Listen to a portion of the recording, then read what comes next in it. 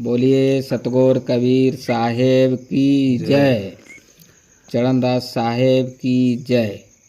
कबीर साहब की प्यारी हंस आत्माओं, आज हम प्राणायाम तथा ध्यान योग का वर्णन करेंगे।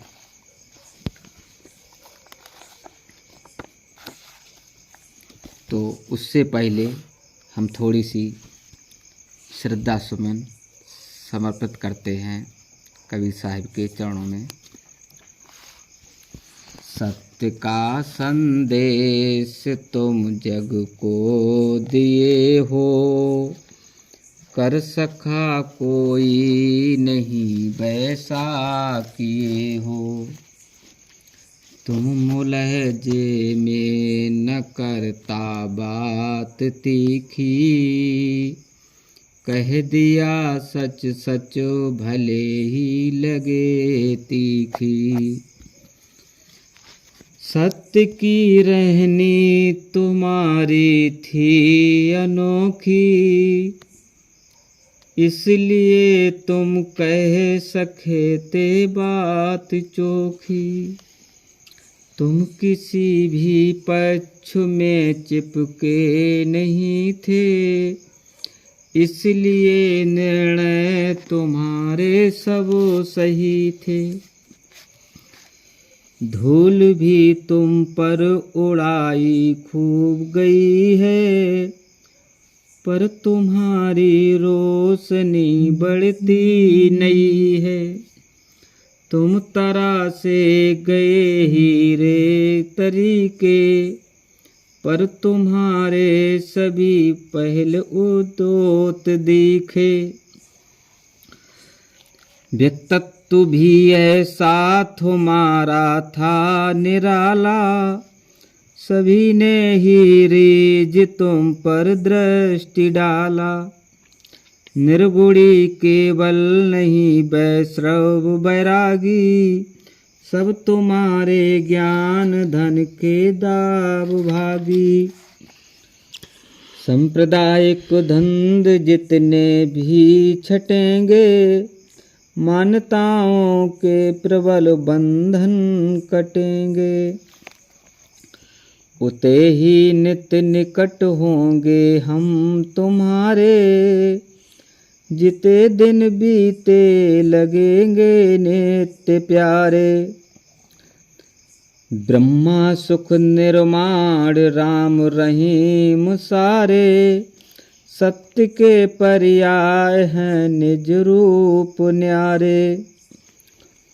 कस्तूरी कुंडल बसै तुमने बताया, आप में ही मस्त होना है सिखाया। तो प्यारे हंस आत्माओं, सदगुरु कबीर साहिब ने अपने आप में ही मस्त होना हमको सिखाया। तो यहाँ पर हम प्राणायाम की बात कर रहे थे कि घट बिन कहूँ न पाइए, राम रहा भरपूर।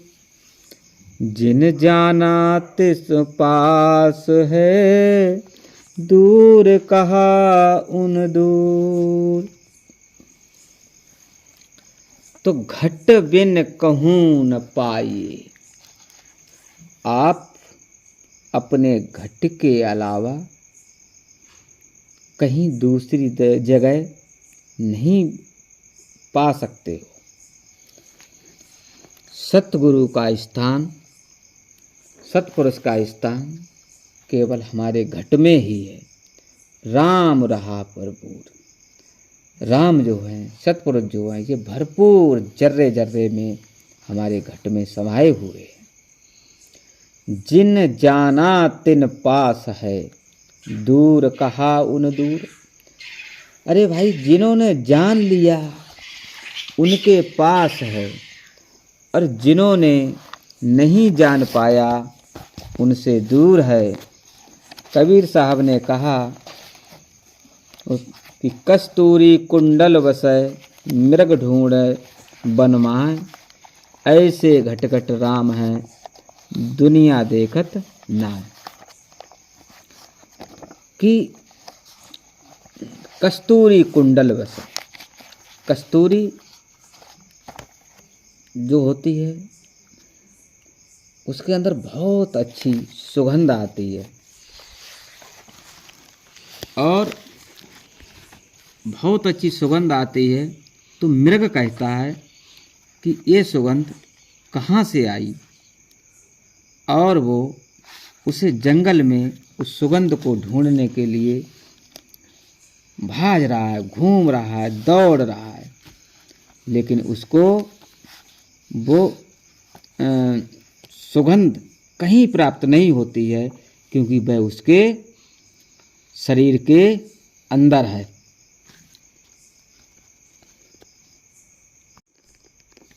तो भैया प्रिय हंस आत्माओं, जिस समय वो जैसे हिरन कस्तूरी को ढूंढता है लेकिन वो उसके पास होती है, ऐसे ही हम भी मृग की तरह भटक रहे थे। तो यहाँ पे छोटी सी शेर है कि खाक में हम मिल गए दोस्तों, खाक में सब घरबार मिला, और जोगी बनकर दर बदर फिरे और ना बही कहीं दिलदार मिला।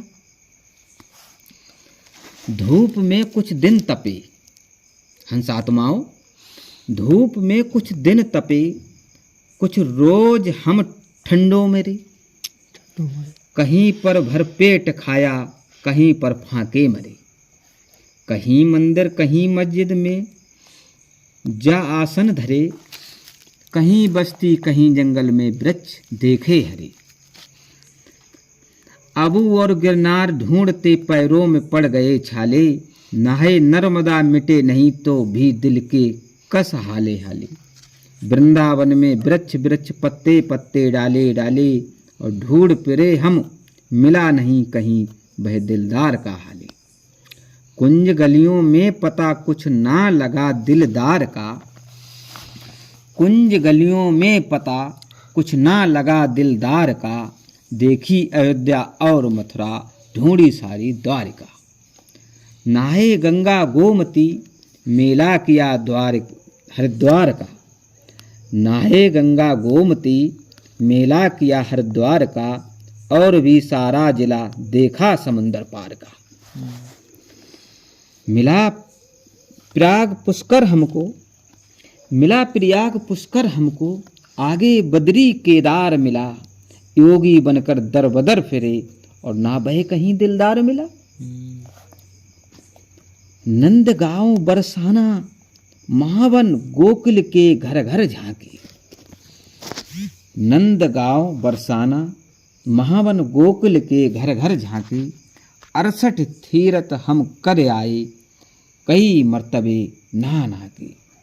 योग तपस्या करी बहुत दिन नीम सार में भी जाके, योग तपस्या करी बहुत दिन नीम सार में भी जाके, अन्न छोड़ कंदमूल फल रहे कुछ दिन खाके। कहीं पे पानी कहीं पे पत्थर, और कहीं जंगल शहर बाजार मिला, और जोगी बनकर दर बदर फिरे मगर न वो दिलदार मिला। तो इस तरीके से हम भटकते रहे। तो घट में अवघट पाइया, अवघट माई घाट। सदगुरु कबीर साहब की जब कृपा हुई, जब गुरु ने बताया, सदगुरु ने बताया कि घट में अवघट पाई, अरे घट में ही तेरा एक बड़ा घाट है, अवघट माई घाट। और उसी अवघट में घाट स्थान है एक तेरा टिकने का। कहें कबीर परचय भया गुरु दिखाई बाट। जब सदगुरु ने उनको रास्ता दिखाई तो हमारे लिए सदगुरु कबीर साहब हमारे घट में ही लगा दिए गए। तो सुरती शब्द योग संतों का मार्ग है।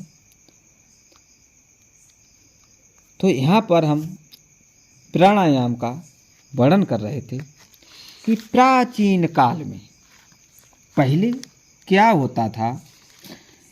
ऋषि मुनि तपस्वी योगी जो होते थे वो सहस्रों वर्षों तक वनों में तप साधना करते थे।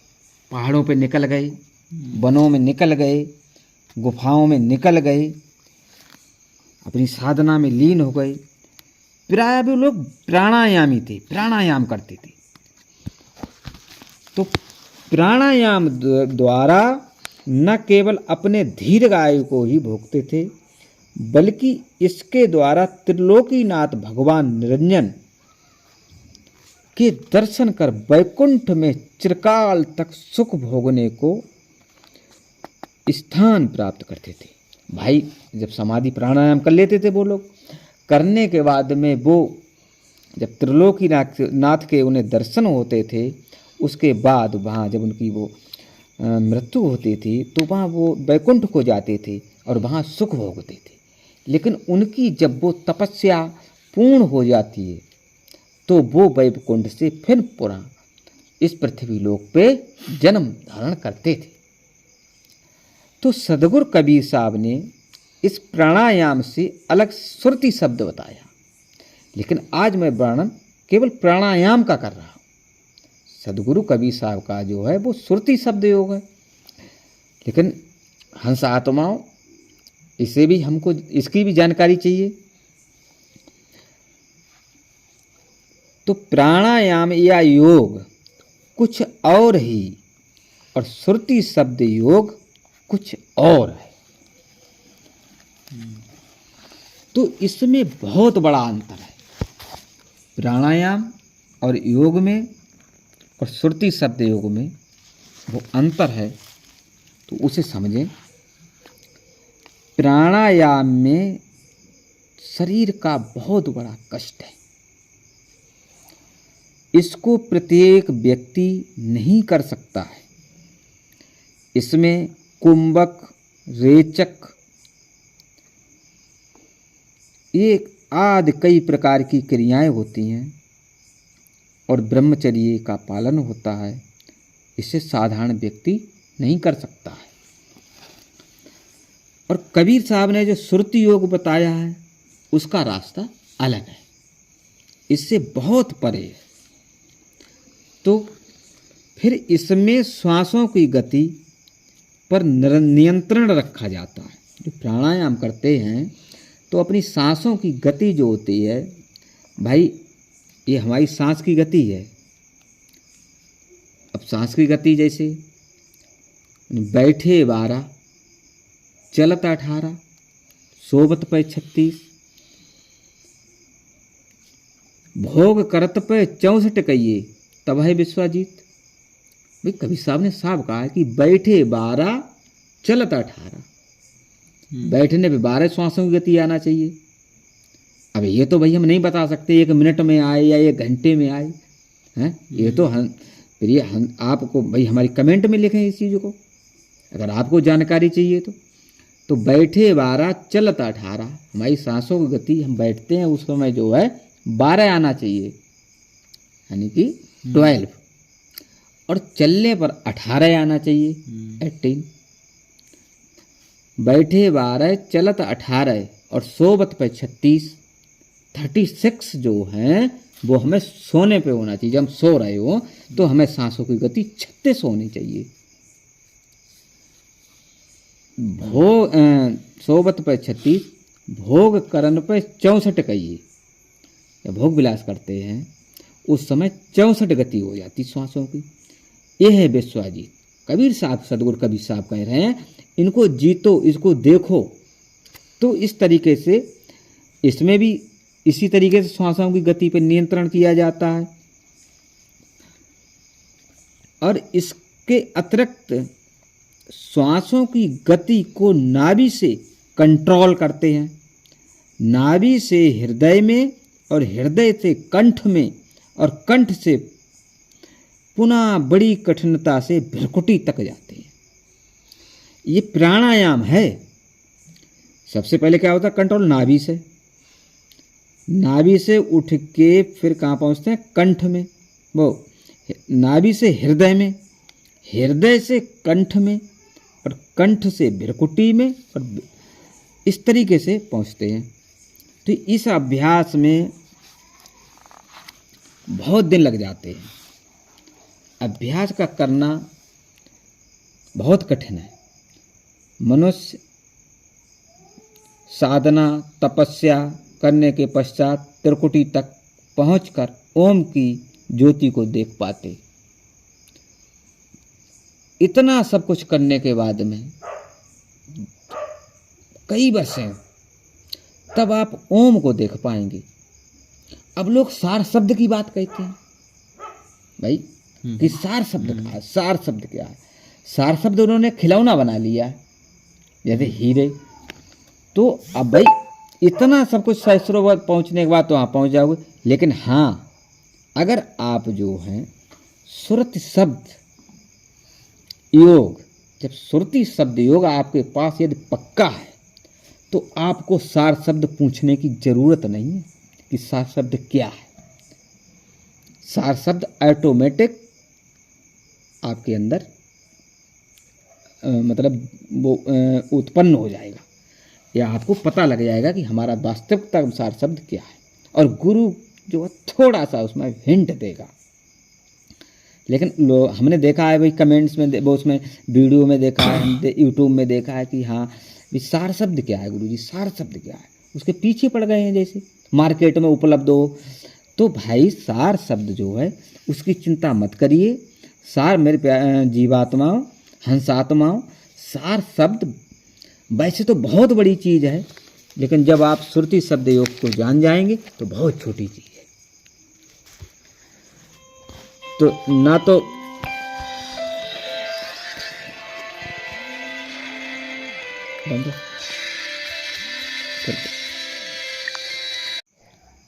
ओम तक ही पहुंच पाते और उसे